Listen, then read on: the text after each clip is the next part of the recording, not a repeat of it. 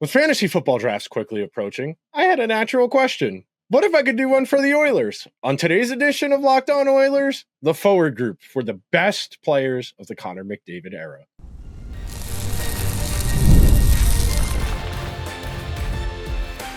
You are Locked On Oilers, your daily podcast on the Edmonton Oilers, part of the Locked On Podcast Network, your team every day. Hello, everyone, and welcome to this Monday edition of Locked On Oilers. I'm your host, Nick Zararas. This upcoming October will be my fourth season as a host on the Locked On Podcast Network, and I want to thank everyone that is along for the ride, even in the dead of summer. Locked On Oilers is a part of the Locked On Podcast Network, where we've got your team covered every day. Today's show is brought to you by our friends over at Monarch Money. Take control of your finances today with Monarch Money. Use code LOCKEDONNHL and you'll get 50% off your first year subscription at monarchmoney.com. So on today's edition of Locked On Oilers, I have a very natural question. Who are the best forwards of the Connor McDavid era in Edmonton? And being that I am a little neurotic and a little competitive, I wanted to make it more challenging than your straightforward fantasy roster. So these are the parameters, and I'll break down how the show is going to work for today. So number one, salary cap ceiling of $71.5 million for the whole roster. We're going to do forwards today. We're going to do defense tomorrow. We're going to do goalies on Wednesday. So with that parameter, the only other two parameters, the salary cap is $71.5 million. You can only pick one entry-level contract, and you have to pick a specific year of a given player. You can't just say, I want Zach Hyman. You need to pick 2023, 2024 Zach Hyman. So we're going to start today's episode, our opening segment, by talking about the criteria and the logic of roster building, why we made some of the decisions we did. Our second segment, we'll break down the top six. And then the third and final segment, we will break down the bottom six. So I like doing these thought exercises, these roster building challenges. First of all, just because they're fun to do. They're an interesting way to think about hockey. I very much come from the FIFA squad builder challenges of the mid 2010s that YouTubers used to do against each other, where they would rip packs to meet certain criterias, where you would need X number of players from different countries, X number of leagues, X number of clubs, etc., to make it challenging, because it's not just enough to put together a dream team. It's also about putting together a dream team that shows how smart you are, that shows you know how to do the research, that shows you understand where value is. And the most important question when it comes to this challenge is where you burn that entry-level contract on. So really straightforward, you had three candidates for entry-level contract that made sense. McDavid, Draisaitl, Evan Bouchard. Now, Bouchard obviously in the defense episode tomorrow, so spoiler alert, we did not use our entry-level contract on Evan Bouchard, and I like to think about it in this respect. A forward is always going to be more valuable than a defenseman is always going to be more valuable than a goalie. Now, a great goalie can overcome adverse and environmental factors maybe a little bit easier than a superstar defenseman or forward, and they can carry for a given game or two, if you will. But by and large, the biggest inefficiency we have today in the National Hockey League is how underpaid superstar players are. There was an article a week or two ago, and I believe it was Spotrack's blog, where they estimated Connor McDavid's production was worth $50 million a season. Obviously, that's a ludicrous number, and I don't understand necessarily the criteria they came to that evaluation with, but that just gives you an understanding of the scale here. That in a sport with a better TV deal and just more overall revenue, it wouldn't be out of the question for McDavid to be making 20, 25, even as much as $30 million per year. And the fun part of doing this was going back and looking through the given seasons. And you might ask yourself, well, Nick, what season of McDavid and Draisaitl's respectively was the best? And that wasn't the first question I asked myself. I asked myself, what is the most cost-efficient best season one of these guys generated? And really quickly, if you're listening intently, you're going to come to the conclusion that we used our entry-level contract on Connor McDavid. I think there's no reservations, really, about getting a Hart Trophy caliber forward at $925,000 per year. And that does create some of the trickle-down conditions. Because we're using our entry-level contract on McDavid, We can't use it on Draisaitl. Draisaitl went from an entry-level contract to the long-term deal that expired at the end of this past season before the new one kicks in. So we have got the best player in the world, at least a Hart Trophy candidate, at $925,000. We have a two-time Hart Trophy finalist at $8.5 million. We are already so far ahead of where most teams would be in this environment, and we're doing it in a cost-effective way. Now, the fun question is, which seasons did we pick? So for McDavid, we went with 2016, 2017, and for Leon Draisaitl, we went with 2018, 2019. The other part of understanding this assignment and why I wanted to make it challenging, it needs to make sense. You couldn't put together this lineup and tell me, yeah, Taylor Hall is going to be the fourth line left wing because of the way the rest of the lineup shakes out. No, that's not the way we're going to do this. We are going to make this plausible. We are going to make this cap compliant, and we are going to make this a challenge. We are going to make this interesting. You are going to need specialized players, and we have a very specialized lineup. It's going to be a bit of a spoiler here as I tease to set up our second segment where we talk about the top six. But there's a lot of different types of players throughout this lineup in all phases. You need guys who can distribute, guys who can chase the puck, who can forecheck, and guys who can score goals. That's the balance we're trying to establish here. In an ideal world, you're going to have a line that has at least one of each of those. Now, some players are so good, they profile as more than one of those. You know, Leon is a distributor and a goal scorer. Zach Hyman is a goal scorer and a forechecker. That's how you want to think about constructing this roster, because you want it to be cost effective to meet the salary requirements. You want it to make sense so that you don't look like you're just trying to build the best team possible. You want to make the utility and the function the most apparent part. And that's what we shot for here. I really tried to put together a team that was conceivable, that was feasible. And the last real point I wanted to make before we take our first break of the show, a lot of this talent, unsurprisingly, comes in the last handful of seasons. A lot of the guys we're going to talk about on today's episode in the forward group are from the last 2 or 3 years. These are guys who have been to conference finals, Stanley Cup finals, and in a lot of cases, and I've talked about this quite a bit this summer, the Oilers have suffered quite a bit of brain drain over the last 2 years. That is the penance you pay as a Stanley Cup caliber team. When you are consistently good for 1, 2, 3, 4 years, eventually your guys who are relatively underpaid to what their production is will get caught up, whether they're restricted free agents to unrestricted free agency, entry-level contracts to restricted free agents, or just veterans who deserve pay raises. You think about the incremental ones, guys like Corey Perry, Matthias Janmark, Connor Brown, Adam Henrique all got relative to what they had been paid the year before. Now, none of those individually set you back a whole lot, but you add up 250 here, 300 there, really quickly you're at $1.5 million, and then you can start, well, $1.5 million, if for 3 guys, we could start talking about maybe we do this instead. And that's what makes these types of exercises a challenge. That's what makes these types of exercises fun. We are going to take our first break on today's edition of Locked On Oilers. When we come back, I'm going to tell you who's lining up alongside Connor McDavid and Leon Draisaitl in our fantasy best of the Connor McDavid-era team. Coming up next on Locked On Oilers, where we've got your team covered every day. Most people can't name all their financial accounts or even what they're worth, whether it's 401ks, properties, or investments. And if you don't have the full picture, you can leave money on the table. That's why there's our friends at Monarch Money. It's an all-in-one personal finance tool that brings your entire financial life together in one easy-to-use interface on your laptop or your phone. Monarch does the heavy lifting for you. You can link all of your accounts in minutes, see clear data visuals, and get smart categorization of your spending, and finally feel in control of your money without ever touching a spreadsheet. As somebody who lives in 2025, I have a lot of subscriptions to keep track of. The gym, streamers, so many options, and Monarch helps me keep track of what I am paying for. Do not let financial opportunity slip through the cracks. Use code LOCKEDONNHL at monarchmoney.com for half off your first year subscription. One more time, it is that good of a deal.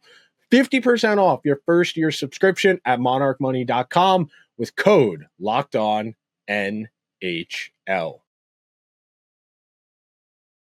Thank you to everyone who is hanging out on this Monday edition of Locked On Oilers.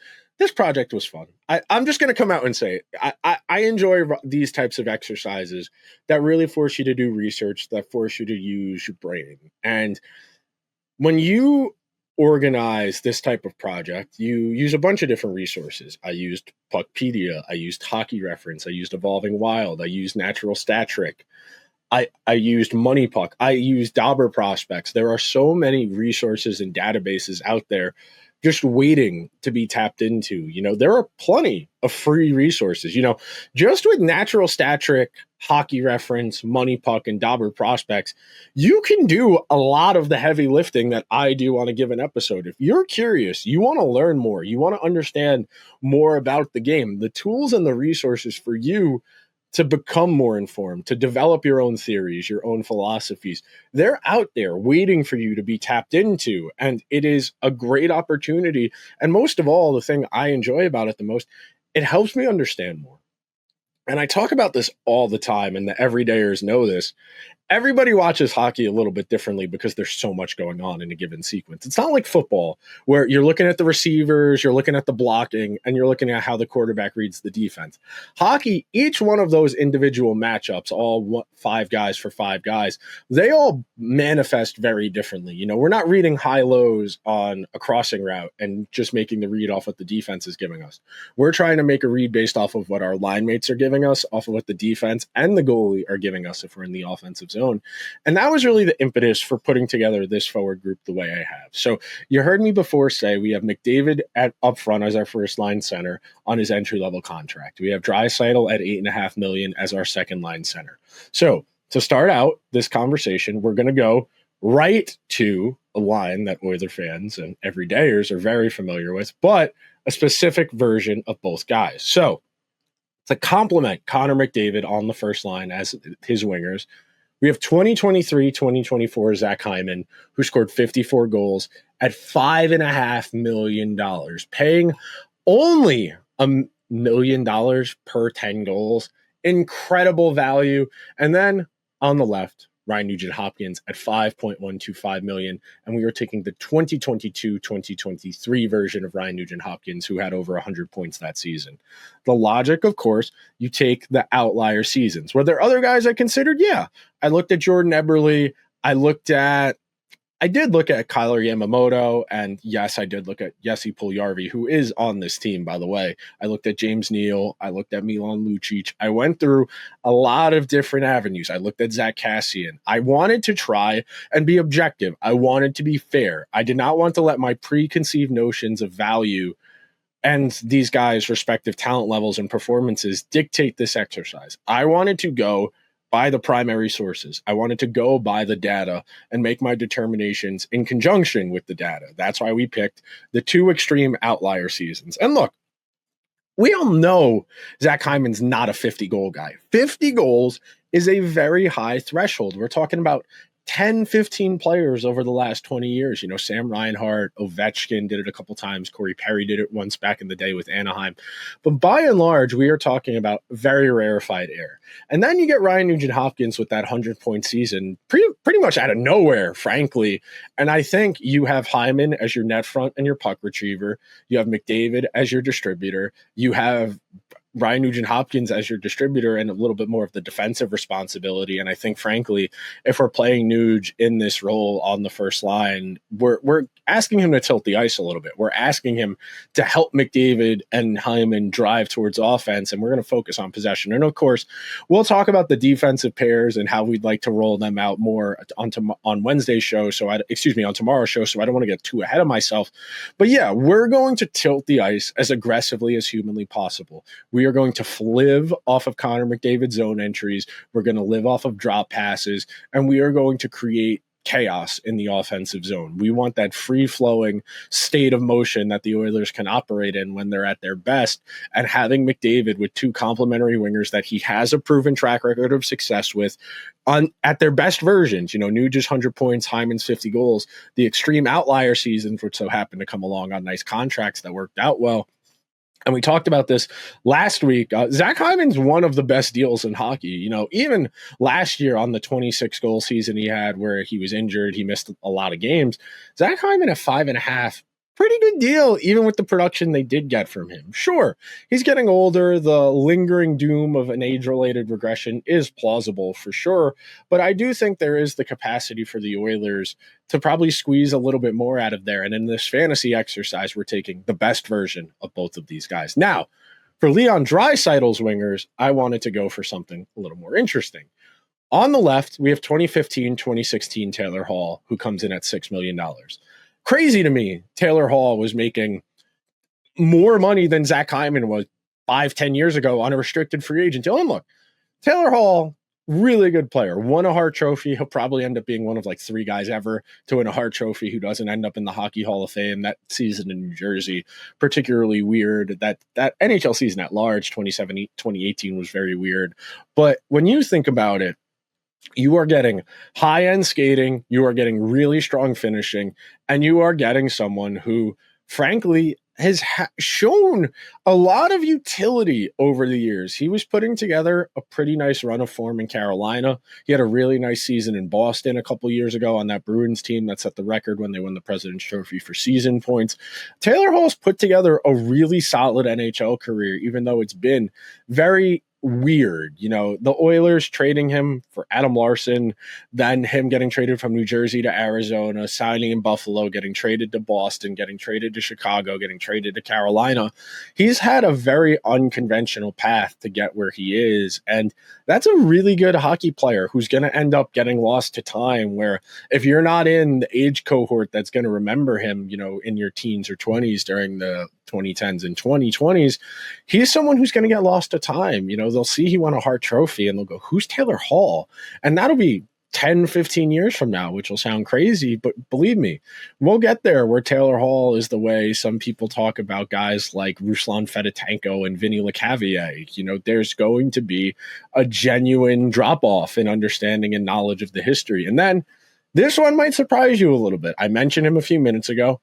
I have Jesse Puljujärvi on the right of Draisaitl, and this is an area where I genuinely didn't know what I wanted to do. I opted to go for possession. I opted to go for forechecking in conjunction with what we saw out of Draisaitl's functionality last year and playing with Podkolzin, somebody who was a menace on the forecheck. I think, and look, Puljujärvi has had a lot working against him between injuries, between fit. You know, the Oilers were trying to be competitive. They were trying to win championships during the draft plus 1, 2, 3, 4 years of Puljujärvi. So they were a lot less inclined to wait on him for him to figure it out. And I think there's a pretty solid hockey player in there. And at the price point we're getting him at only $1.2 million, I think as the forechecker, the overqualified grinder, I think he would do a really nice job playing alongside Draisaitl and Taylor Hall and really kind of operate as a spacing force that with him out there as the forechecker, as a net front player, you're going to give Draisaitl more opportunities. And the counter version of that, the inverse of that, because Draisaitl is such a dangerous offensive player, he's going to open up more space for Taylor Hall. He's going to open up more space for Jesse Puljujärvi. And most importantly, we're getting Puljujärvi at a bargain. That was probably the hardest part of putting this together, was keeping cap compliant, because you build the team out from your stars down, obviously, but you needed to make it make sense. And Puljujärvi at this price point for this role makes a whole lot of sense. We are going to take our second and final break on today's edition of Locked On Oilers. When we come back, I'm going to tell you who rounds out the bottom 6, why I opted for specialization, and a whole lot more. So be sure to stick around to this edition of Locked On Oilers, where we've got your team covered every day.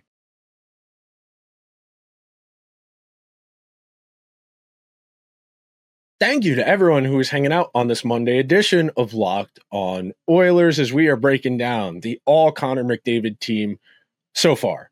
And look, maybe we're having a different conversation 2 or 3 years from now, and we're talking about Ike Howard or Matthew Savoie on their first restricted free agent deals coming off of their ELCs as being valuable pieces. And that was really the driving force in a lot of the decisions here was because we used McDavid's entry-level contract. A lot of the interesting younger players over the last handful of seasons, I would have loved to have gotten Dylan Holloway on this team, but he was on an ELC. I would have liked to have gotten Philip Broberg on the defense. He was on an ELC. We wanted to make this a challenge. So, in the interest of that, rounding out our bottom six, and frankly, one of the more interesting parts of this, and frankly, my big focus was speed. Because there is a lasting image in my brain of this past Stanley Cup final where Adam Henrique, Connor Brown, Janmark, they're trying their absolute best out there against Florida. They are trying to survive. They are trying to grind it out, but they just don't have the foot speed. And look, Connor Brown and Janmark are pretty quick skaters. They're pretty good in a straight line. You know, Janmark is the human zone entry. It's just that once he gains the zone, he forgets how to play hockey, which is really a challenge that the Oilers should try and address. But in the interest of speed and interest of functional bottom six play, our third line center is Ryan McLeod, the 2023-2024 version at $2.1 million. I wish there was a world where the Oilers could have kept him at that price point. Frankly, I think there's an argument to be made that if they had let Adam Henrique walk and tried to make it work with McLeod, they probably would have been better off. McLeod is the type of player that you do need to gamble on. You need to give him a bit more of a responsibility, a bit more of an opportunity to play. That way he can grow and maybe become a little bit more. On the left of Ryan McLeod, we have Warren Foegele from 2022-2023 at $2.75 million. And then on the right, we have Connor Brown from this past season at $1 million. Look, Connor Brown in a straight line, really good. I think he can give you 10 to 15 goals. I think his value on the penalty kill is pretty reasonable as well. I think you look at that as an upside, functionality-based third line. Now, there's no great goal scoring. There's no Blake Coleman from the Tampa Bay run. There's no Brad Marchand. There's no Anton Lundell. But all three of these guys are pretty good skaters. All three of these guys have above average offensive instincts, and you marry those two principles together on the third line where generally other teams are kind of piecing it together. You know, that's really one of the points of demarcation between a good team and a great team is that a great team, their bottom six, everybody's very defined in their role. Everybody kind of knows what they need to do. You know, as simple as it is, there's a reason Bill Belichick got as far as he did with do your job as a mantra. Don't do someone else's job. Do your job. And frankly, with McLeod, Foegele, and Connor Brown, I feel pretty good about these guys' ability to do their jobs, to really grind it out, to cycle the puck and slow the game down with puck control using their foot speed. They can generate zone entries on the raw foot speed. And then because they have above average skating, they can create a little bit more space for themselves than your average NHL third liner. And then to round out the bottom six, Vasily Podkolzin on the left from this past year at $1 million. 2021, 2022, Derek Ryan in the middle. And then Corey Perry from 2023, 2024 at $775. Now, this fourth line, not as fast. That third line is maybe overcompensating with the straight line skate speed to make up for the fact that this fourth line, Podkolzin, Derek Ryan, Corey Perry is pretty slow. I think Corey Perry and Derek Ryan in particular, two of the slower players in the NHL, even when they weren't completely old and really specialized. And Perry at $775 for 10 goals, a steal. The baseline I have always used in my evaluations, at least when it comes to forwards, defensemen's a little bit more tricky because they don't put up counting stats. And look, this is just a snapshot, but my general rule of thumb has always been you pay $1 million for every 10 goals a player scores. If they score for every 10 points they score. And then for every 10 goals they score, it's $1.5 million. So getting Corey Perry at $775 for a 10 goal season, steal. And the way you think about this in your head. So if Connor McDavid has 120 points next year, that's worth $12.5 million. Now you can extrapolate that out a little bit more once you do the conversion of goals for every 10 million and a half, etc. But you get what I'm saying here. Goals are the most valuable thing in hockey. That is what you want to pay for. You want to pay for convertible, translatable statistics. As much as I like some of the guys in the NHL, I love Vasily Podkolzin, the player. He was one of the real enjoyable parts of last season, was watching him grow into a player who felt good enough about his game that he played well enough to stick in the top six, even though in Vancouver he could barely crack the lineup. He was an afterthought in Vancouver at the end there. And in Edmonton, he was able to be reborn as a supporting winger on a superstars line, which, as we talk about a lot here on Locked On Oilers, and the everydayers hear me say it a lot, it's not easy playing with Leon or Connor. Yeah, they make you better, but at the same time, the game goes like that when you're playing with those guys. And if you don't have that processing, and look, nobody has superstar processing other than superstars. That's usually one of the real points of demarcation between good and great players, is their ability to kind of slow the game down. That's what makes Tom Brady Tom Brady. That's what makes Peyton Manning Peyton Manning. In this case, that's what makes Connor McDavid Connor McDavid. It's that McDavid's going 100 million miles per hour, but the game is slow around him, and he's able to think it faster than everyone else. That's really the key here. So the main idea for this lineup is that our top six is going to do a lot of the heavy lifting. They're going to score a lot of the goals. They're going to have a lot of possession. Our third line, that is our salt the game away. We are dumping the puck 200 feet. We're letting Fogle, Connor Brown forecheck, Ryan McLeod for the breakaways. We have Brown for breakaways as well. And then when we need it, we can mix and match and miss and mosh. And if we're in an end-of-game situation and we need the 6-on-5 and we feel we want Corey Perry out there instead of Taylor Hall, or if we want Taylor Hall out there on the first power play instead of Ryan Nugent-Hopkins to get an extra shooter, that's the interesting part of this team, and why, frankly, I think it would be very fun to assemble and put together. Maybe I'll try and do this in the EA Sports video game and see what I can do as far as making that happen, because I think the skill sets match up very nicely. We are not spending a crazy amount. Our most expensive forward is Leon at $8.5 million. We have Taylor Hall at a very reasonable $6.5-7 million per year. You think about that in the context of some of the contracts that are on the team right now, Ryan Nugent-Hopkins and Zach Hyman, where Taylor Hall, the salary cap when Taylor Hall signed that deal was like $60 million, $50 million. And you're talking about almost 10% of the salary cap. Whereas now Zach Hyman at $5.5 million against a 95.5 salary cap, that feels like a steal. And that's really one of the fun parts of this exercise, is trying to get an understanding of how value has changed in hockey and what teams are prioritizing as the cap has gone up. What are teams choosing to use their newfound liquidity on? Are you spending it on goals? Are you spending it on intangibles?